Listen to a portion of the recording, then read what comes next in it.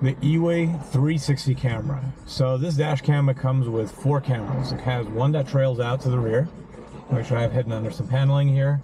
Then it has 2 for either side that are adjustable, and also one in the front. So in theory, it can be viewing all 360 degrees, recording all the time, and also looping. So once it fills up, it starts to rewrite. I gotta be honest, I haven't really found too much use for the side cameras because it's hard to get a good angle on them. Found the install was pretty easy. You got everything you need in the package. You had the charging cable that we snaked around the A-pillar, got through the glove box, and connected right to the cigarette lighter. You had a little pry tool in there to make it all easier when you're prying panels off. Furthermore, you also have all the cabling for the rear camera, which long enough for an SUV, because we had a lot of excess left. The vision in the night is pretty good on it, so the overall quality comes across well.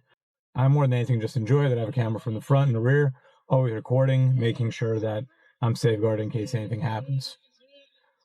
At the price point that it's going, I recommend it. Fairly versatile, good view on it. Comes already also with an SD card, so you have everything to hit the ground running.